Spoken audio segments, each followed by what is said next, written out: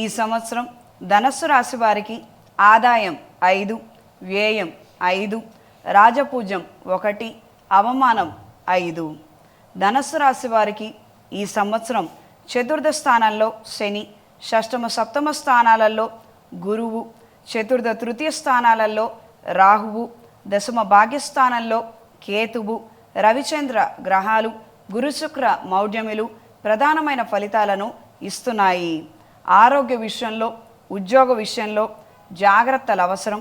ఈ రాశి వారికి ఈ సంవత్సరం మిశ్రమ ఫలితాలు సూచిస్తున్నాయి. మంచి మాట తీరుని కనబరచగలుగుతారు. మాటల చాతుర్యంతో అందరినీ ఆకట్టుకోగలుగుతారు. నలుగురితో నారాయణ, 10 మందిలో గోవింద అన్న విధంగా మీ ప్రవర్తన, నడవడిక మారబోతున్నాయి. పిల్లల పేరు మీద ధనం దాచగలుగుతారు.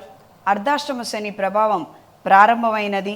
ఈ రాశిలో జన్మించిన వారు ఈ సంవత్సరం హనుమత్ పాశుపత హోమాన్ని జరిపించాలి. చేతికి పాశుపత కంకణాన్ని ధరించాలి. నిత్యం దుర్గాదేవి శ్లోక పారాయణ చేసుకోగలిగితే విశేషమైన ఫలితాలు సంప్రాప్తిస్తాయి. వాహనాల అమ్మకాల కొనుగోలు వ్యవహారాలు అనుకూలంగా ఉంటాయి. కోర్టుకు సంబంధించిన విషయాలు అనుకూల ఫలితాలు ఆలస్యమవుతాయి. కొత్త వ్యాపార ఆలోచనలు కలిసి వస్తాయి.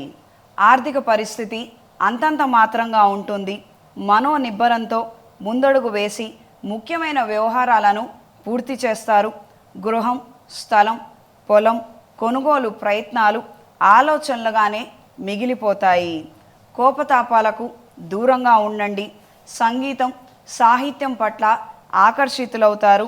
ఆసక్తిని కనబరుస్తారు. ఆధ్యాత్మిక కార్యక్రమాల పట్ల ఆసక్తిని కనబరుస్తారు. రుణాలు ఇవ్వటం, రుణాలు తీసుకోవటం ఈ సంవత్సరం ఈ ధనస్సు రాశి వారికి పనికిరాదు. శుభకార్యాలు, శుభకార్య సంబంధిత ప్రసంగాలు ఫలవంతంగా సాగుతాయి.